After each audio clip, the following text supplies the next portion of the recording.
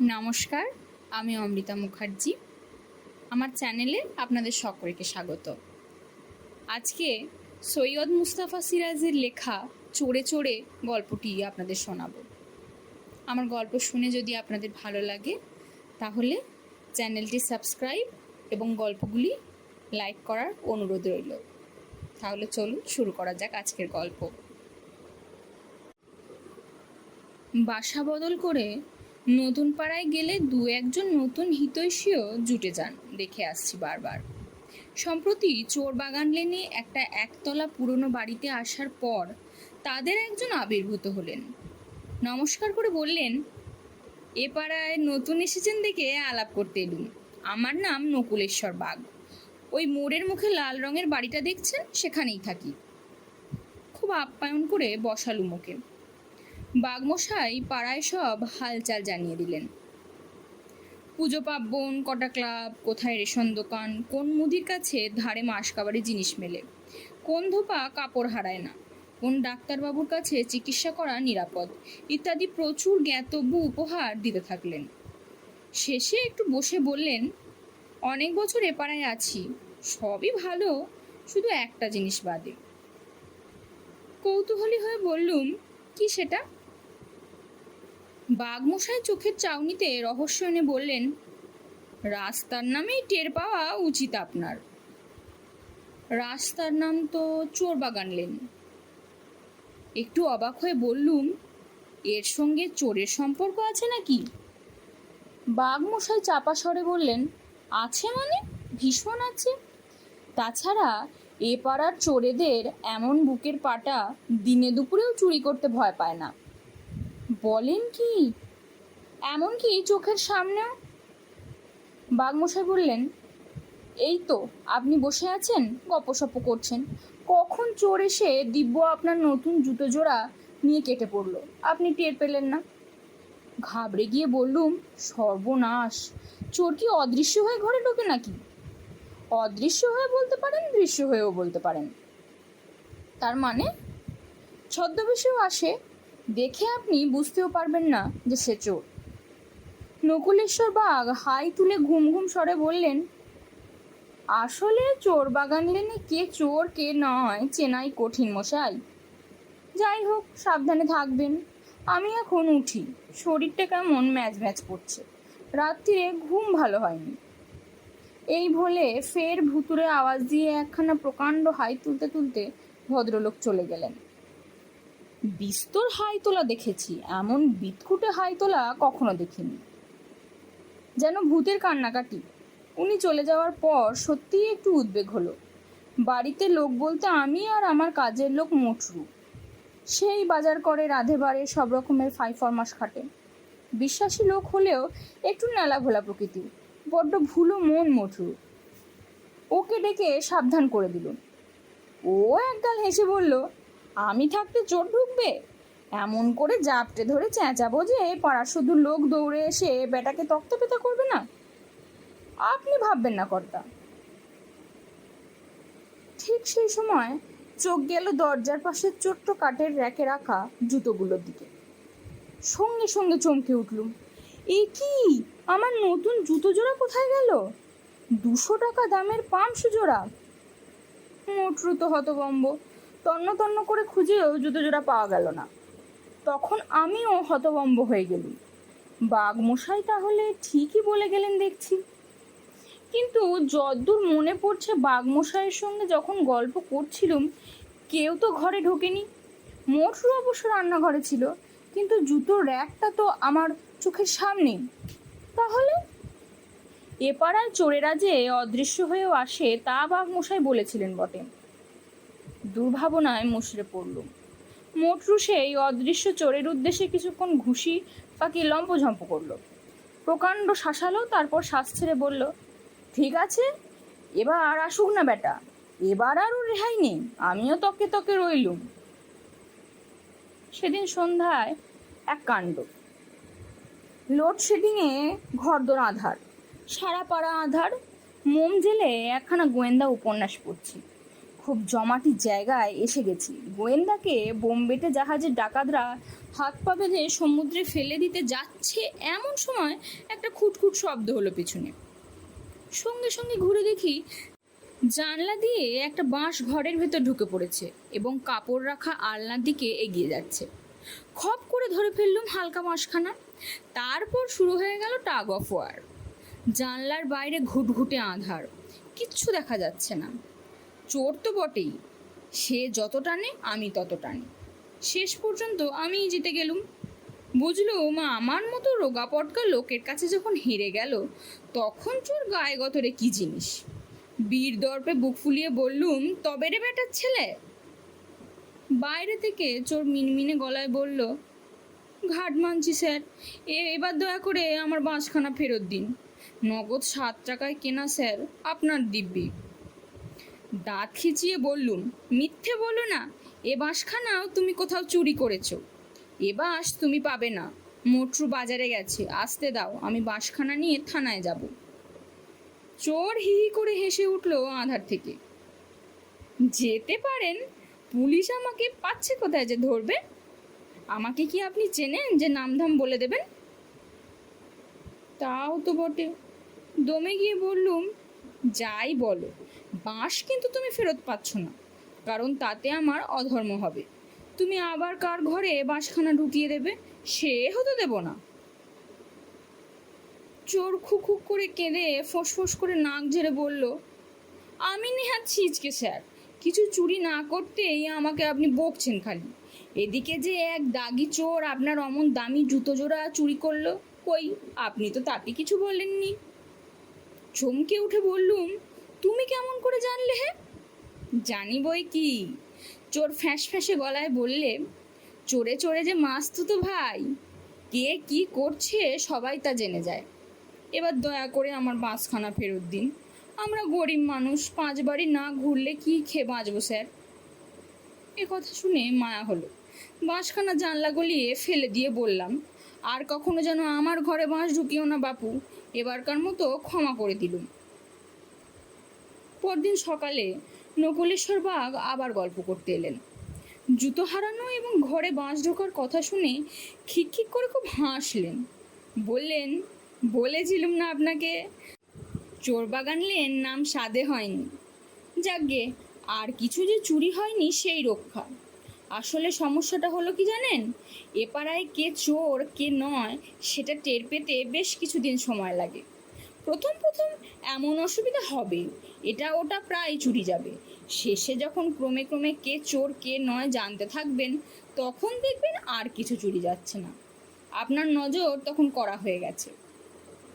অনেকক্ষণ গল্পগুজব করে এবং সুপরামর্শ দিয়ে শেষে খুব সতর্ক থাকতে বলে বিদায় নিলেন। স্নান খাওয়া সেরে অফিস যাওয়ার জন্য বেরোচ্ছি। টেবিলে ঘড়ি থাকে, ঘড়িটা খুঁজতে গিয়ে দেখি নেই।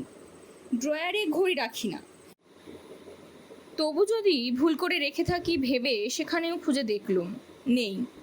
বিছানা, আলমারি, বইয়ের র্যাক, এমনকি রান্নাঘর পর্যন্ত তন্ন করে খুঁজে ঘড়িটা পাওয়া গেল না। এ তো ভারী অদ্ভুত ব্যাপার। জুতো গেল, তারপর দামি হাত ঘড়িটাও। মোটরু অত্যন্ত বিশ্বাসী লোক, 20 বছর সে আমার কাছে আছে, কখনো একটা জিনিস চুরি যায়নি। এই চোর বাগানে এসে প্রথম চুরি যাচ্ছে, এবং এমন অদ্ভুতভাবে চুরি। বাঘমশাই ঠিকই বলেছেন দেখছি, চোর বাগান লেনের আকাশে বাতাসে সর্বত্র যেন অদৃশ্য জীবাণুর মতো ঝাঁকে চোর ভেসে বেড়াচ্ছে। চোরবাগান লেনের আকাশে বাতাসে সর্বত্র যেন অদৃশ্য জীবাণুর মতো ঝাঁকে চোর ভেসে বেড়াচ্ছে। এভাবে চুরি যেতে থাকলে তো গেছি। মোটরু মনমরা হয়ে বলল, আবার বাসা বদলান কর্তা, এই পাড়ায় আসা অবধি আমার খালি কেমন অস্বস্তি হচ্ছে। কতক্ষণ চোখে রাখবো এসব জিনিসপত্র? বাসা বদলানো সোজা না। আজকাল কলকাতায় ভাড়া বাড়ি জোগাড় করার চাইতে সুন্দরবনে বাঘের দুধ জোগাড় করা সহজ। খুব ভাবনায় পড়ে গেলুম দেখছি। সেদিনই অনেক রাতে কি একটা শব্দে ঘুম ভেঙে গেল। কান খাড়া করে রইলুম। একটা শব্দ হচ্ছে বটে, খসখস খুটখাট, এবং তা আমার খাটের তলা থেকে একটা কিছু নড়াচড়া করছে যেন। ভয় হলো, যদি খাটের তলায় চোরই থাকে, আমি যদি চেঁচিয়ে উঠি এবং সে যদি ছুরি মেরে দেয় বুকে, বাপস, কিছু বলা তো যায় না। সে যখন ঘরের বাইরে যাবে তখন চেঁচাতে শুরু করাই ঠিক হবে। চুপ করে ঘাপটি পেতে পড়ে রইলুম, দেখি তো চোর কি করে। জানলা দিয়ে রাস্তার ল্যাম্পপোস্ট থেকে ফিকে একটু হলদে আলোর ছটা এসে ঘরে ঢুকেছে। সেই ছটায় আমার খাটের তলা থেকে চোরের ছায়ামূর্তি বেরোতে দেখলুম। সে ঘরের ভেতর খটখট করে এটা ওটা নাড়াচাড়া করে বেড়াতে থাকলো। বুঝলুম পছন্দ হচ্ছে না, কোনটা নেবে বা নেওয়া উচিত ঠিক করতে পারছে না। একটু পরে চাপা বিরক্তিকর শব্দ শুনতে পেলুম, ধ্যাত্তেরি, কিংবা ওই রকম কিছু একটা বললো যেন। এই সময় বেমক্কা আমি খুব করে কেসে ফেললুম। অমনি চোর দেওয়াল সেটে দাঁড়ালো। এতে বুঝে গেলুম বেটার ছেলে নেয়া ছিচকে চোর। তা না হলে এতক্ষণ আমি জেগেছি টের পেলেই ছুরি নিয়ে ঝাঁপিয়ে পড়ত। সাহস করে আবার খুক খুক করে দুবার কাশলুম। চোর আরও সেটে গেল দেওয়ালের সঙ্গে। এবার সমস্যায় পড়া গেল তাহলে। নিশ্চয়ই দরজার ছিটকিনি আগে খুলে রেখেছে। পালানোর রাস্তা না রেখে তো চোর ঘরে চুরি করতে ঢোকে না। যখন যেভাবেই ঢুকুক ওই কাজটা নিশ্চয়ই করে রেখেছে। এখন কথা হচ্ছে, আমি যদি দেওয়ালের সুইচ টিপে আলো জ্বালি, সঙ্গে সঙ্গে সে পালিয়ে যাবে। যদি চেঁচাই তাহলেও পালাবে। তাকে ধরতে পারবো না। তাকে ধরে পুলিশের হাতে না দিলে রাগও পড়বে না। কাজেই তাকে কিভাবে ধরা যায় সেটাই চিন্তা করা যাক। আমাকে এসে দেখতে পাচ্ছে, তাতে কোনো ভুল নেই। আমি একটু নড়লেই সে দরজার দিকে পা বাড়াবে। তার চেয়ে বরং যদি তার সঙ্গে কথা বলে জানিয়ে দিই যে তাকে আমার ধরে ফেলার কিংবা চেঁচামেচি করার বিন্দুমাত্র ইচ্ছে নেই, তাহলে তাকে বাগে পেলেও পেতে পারি। অতএব আস্তে আস্তে বললুম, ভাই চোর, লক্ষ্মী ভাইটি আমার, একটা কথা বলি, শোনো দেখি শোনা। এতে কাজ হলো। চোর বলল, নমস্কার স্যার, বলুন না কি বলবেন। গলাটা চেনা লাগলো। বললুম, কিভাবে ঘরে ঢুকলে তুমি? চোর বলল, শীত কেটে ঢুকেছি স্যার, ঘরখানা যে বড্ড পুরনো। তাই বলো? আমি সাবধানে উঠে বসলুম। তোমার গলাটা চেনা লাগছে কেন? হে, লাগবে বই কি, কালই তো। কথা কেড়ে বললুম, ও তুমি সেই বাঁশওয়ালা, খুব ভালো খুব ভালো। ওকে উৎসাহ দিয়ে বললুম, তা বাঁশ ছেড়ে শীতকাঠি হাতে নিয়েছে যে? সবাই তো আপনার মতো দয়ালু নয় স্যার। সন্ধেবেলা একজনের জানলায় ঢোকাতে গিয়ে বিপদ হলো, কেড়ে নিল। আপনি তো জানেন আমার গায়ে তত জোর নেই, রোগে ভুগে হাড় কখানা টিকে আছে। ওইদিকে দেখুন, চোখের সামনে দাগি বেটার ছেলে কেমন আপনার ঘড়িটা মেরে দিল। তার গা গতরখানা দেখলে হিংসে হয়। অবাক হয়ে বললুম, ঘড়ি চুরির খবরও পেয়েছো দেখছি। বলেছিলুম না স্যার, চোরে চোরে মাস্তুতো ভাই। কিন্তু আমার বড় অবাক লাগছে হে, জুতো ঘড়ি তো চোখের সামনেই ছিল, সে কি হাত সাফাই জানে, নিল কিভাবে? কথা বলতে বলতে সন্দিগ্ধভাবে বললুম, আমি তার সঙ্গে কথা বলেছি? অসম্ভব। বলেছেন, মনে করে দেখুন। ঠিক এই সময় পাশের ঘর থেকে মোটরু সাড়া এলো, কার সঙ্গে কথা বলছেন কর্তা? অমনি চোর এসে আমার খাটের তলায় ঢুকে পড়লো। এই সুযোগ আর ছাড়া যায় না। মোটরু, মোটরু, এসো তো একবার, বলে চিকুর ছেড়ে সুইচ টিপে দিলুম। আলোয় ঘর ভরে গেল। মোটরু পাশের ঘর থেকে দৌড়ে এলো। বললুম, চোর ঢুকেছে, খাটের তলায় আছে সে, টেনে বার করো বেটার ছেলেকে।